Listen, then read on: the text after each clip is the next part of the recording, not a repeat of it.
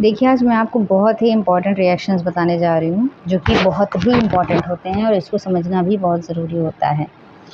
मैं simple terms में समझाऊँगी कि क्या चीज़ क्या होती है। देखिए, हाइड्रोजनेशन ये एक टाइप ऑफ रिएक्शन होती है, जो कि बहुत ही इम्पॉर्टेंट रिएक्शन होती है। बेसिकली जब किसी भी कंपाउंड में H2 ऐड होता है तो उसको हाइड्रोजनेशन बोलते हैं। ये कैटलिस्ट की प्रेजेंस में होता है, यानी आप निकेल ले लीजिए, पैलेडियम ले लीजिए या फिर प्लेटिनम ले लीजिए। अगर ऐसे कैटलिस्ट अगर आपको रिएक्शन में प्रेजेंट मिल जाएँ, तब समझ लीजिए कि एडिशन ऑफ हाइड्रोजन होगा, कहने का मतलब है हाइड्रोजनेशन होगा। नेक्स्ट देखिए है हैलोजिनेशन। हैलोजिनेशन क्या होता है? देखिए, हैलोजन वर्ड आपको पता होगा। हैलोजन का मतलब होता है कोई भी एक्स। अब एक्स क्या होता है? एक्स हमारा होता है fluorine, chlorine, bromine and iodine. ठीक है, ये तीनों चारों क्या हैं? हमारे हैलोजन होते हैं। तो इन्हीं को हम किस उससे प्रेजेंट करते हैं? एक्स से। तो किसी कंपाउंड में अगर ये ऐड हो जाए, चाहे बाय रिप्लेसमेंट हो या बाय एडिशन हो, तो वो रिएक्शन क्या हो जाएगी? हैलोजिनेशन। ठीक है, नेक्स्ट हमारा क्या है? हाइड्रेशन। देखो, हाइड्रेशन का मतलब होता है H2O ऐड हो जाएगा, डिहाइड्रेशन का मतलब होता है H2O हट जाएगा। ठीक है, जैसे बहुत ही कॉमन चीज़ होती है कि आपको हाइड्रेट रहना है, बेसिकली कहने का मतलब होता है आपको पानी को पीते रहना है। सेम चीज़ अगर कंडीशन आ जाती है कि ये इंसान बहुत ही डिहाइड्रेटेड है, इसका मतलब इसको पानी की बहुत सी कमी है। तो अगर H2O ऐड होता है किसी रिएक्शन में, तो किसका एग्जांपल होती है? हाइड्रेशन। अब देखो, ये जो R होता है ये एल्किल ग्रुप होता है। ठीक है, किसी भी एल्केन से, यानी CnH2n+2, इससे किसी एल्केन से एक हाइड्रोजन को हटा दो तो जो बनता है वो एल्किल होता है, उसी को R से प्रेजेंट करते हैं। ठीक है, तो एडिशन ऑफ H2O क्या होता है? हाइड्रेशन होता है। एल्कोहल फ्रॉम एल्कीन, जो कि एक बहुत ही इम्पॉर्टेंट रिएक्शन है। एल्कोहल फ्रॉम एल्कीन यानी किसी एल्कीन से एल्कोहल का फॉर्मेशन। एल्कीन का मतलब होता है कंपाउंड में होना चाहिए एक डबल बॉन्ड, और एल्कोहल का मतलब होता है बनने वाले कंपाउंड में होना चाहिए OH। तो अगर ये होता है, तो अगर मतलब डबल बॉन्ड से OH बन रहा है, दैट मीन्स एल्कीन से एल्कोहल बन रहा है। सो यहाँ पे हम क्या करते हैं? डाइल्यूट H2SO4 यानी सल्फ्यूरिक एसिड की प्रेजेंस में क्या कराते हैं? हाइड्रोलिसिस। देखो, हाइड्रेशन और हाइड्रोलिसिस दोनों एक ही चीज़ होते हैं, दोनों में ही H2O ऐड होते हैं।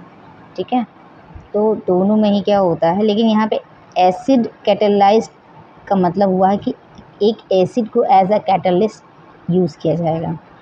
तो यहाँ क्या बनता है? एक एल्कोहल बनता है। यानी किसी एल्कीन पे जब H2O डाइल्यूट सल्फ्यूरिक एसिड के प्रेजेंस में या किसी एसिड के प्रेजेंस में वर्क करता है, तो क्या बनना चाहिए? एक एल्कोहल बनता है। अब जो नेक्स्ट हमारा रिएक्शन है, बहुत ही इंपॉर्टेंट रिएक्शन है, जिसको बोलते हैं डिहाइड्रेशन ऑफ एल्कोहल।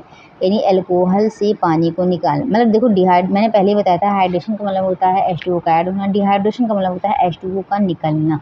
तो अब यहाँ पे देखो क्या होता है, ये बहुत ही इम्पॉर्टेंट रिएक्शन भी होती है, क्योंकि एक हमेशा आती है, चाहे इसका मैकेनिज्म आ जाए, चाहे इसका क्वेश्चन कुछ भी रिलेटेड, लेकिन डिहाइड्रेशन से आएगा ही आएगा।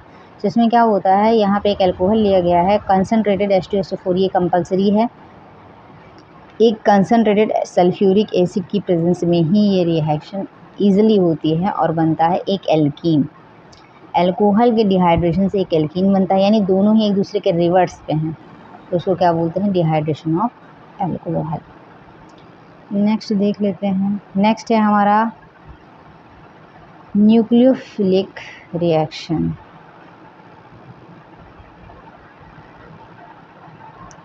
नेक्स्ट है हमारा न्यूक्लियोफिलिक रिएक्शन। देखिए, न्यूक्लियोफिलिक का मतलब होता है एक ऐसा एजेंट आएगा जिसके पास इलेक्ट्रॉन जो है ज़्यादा रहेंगे, तो वो वहाँ पे जाएगा जिसके पास प्लस रहेगा। अब RX में क्या होता है? X हमारा हैलोजन होता है, जो कि -3 होता है। तो जब ये माइनस है, तो इसका मतलब ये क्या हो जाएगा? प्लस हो जाएगा। NaOH में क्या होता है? ये प्लस होता है, OH क्या होता है? माइनस। अब एक रूल आपको सिंपल सा पता है, माइनस हमेशा प्लस से ही कंबाइन करता है। अब अगर इन दोनों की रिएक्शन करवानी है हमें, तो क्या हो जाएगा? इन दोनों के रिएक्शन में क्या हो जाएगा? जो OH है वो किसके पास चला जाएगा? R यानी एल्किल ग्रुप के पास, और जो X है वो किसके पास आ जाएगा? Na के पास। तो यहाँ पे जो एजेंट है ये हमारा NaOH है। तो NaOH का जो OH वो किसके पास जा रहा है, R के पास, यानी R+ के पास जा रहा है। तो इस तरीके से OH का मतलब माइनस, इसका मतलब इलेक्ट्रॉन ज़्यादा है, और प्लस का मतलब है ये एक न्यूक्लियस है, तो माइनस सीधा प्लस के पास गया, तो इसका मतलब इसको एक न्यूक्लियोफिलिक रिएक्शन या सब्स्टिट्यूशन रिएक्शन यहाँ पे बोला जाएगा। और सेम चीज़ यहाँ पे वही होती भी है, क्या बन जाता है, एल्कोहल बन जाता है। ठीक है, नेक्स्ट है हमारा एस्टरिफिकेशन। एस्टरिफिकेशन का मतलब होता है ऐसी रिएक्शन जिससे किसी एस्टर का निर्माण हो, यानी एक कोई एस्टर बनता हो जिसका मतलब है RCOOR0। ठीक है, यहाँ पे क्या होता है, एक एसिटिक एसिड लिया गया है, यानी कार्बोक्सिलिक एसिड लिया गया है, इसकी एक एल्कोहल से रिएक्शन कराई गई है कंसनट्रेटेड H2SO4 की प्रेजेंस में। तो क्या होता है, OH इसके एक H से रिएक्शन करके क्या बना लेता है, H2O, और जो बाकी का बचा होता है ऐड हो जाता है, क्या बन जाता है, एक एस्टर बन जाता है।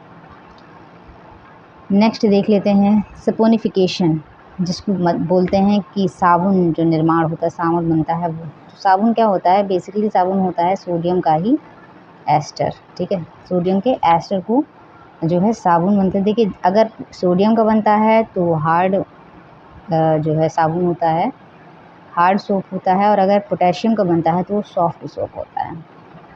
ठीक है, जैसे मान लेते हैं कपड़े धुलने में जो साबुन यूज़ होता है, बर्तन मांजने में होता है, तो वो हार्ड सोप होता है, लेकिन नहाने धोने में जो यूज़ होता है वो सॉफ्ट सोप होता है। यहाँ पे क्या हुआ, एक एस्टर को लिया गया, उसकी रिएक्शन NaOH से कराई गई, एक बेस से कराई गई है, और क्या बनता है, सोडियम का एस्टर बनता है और एक एल्कोहल बनता है।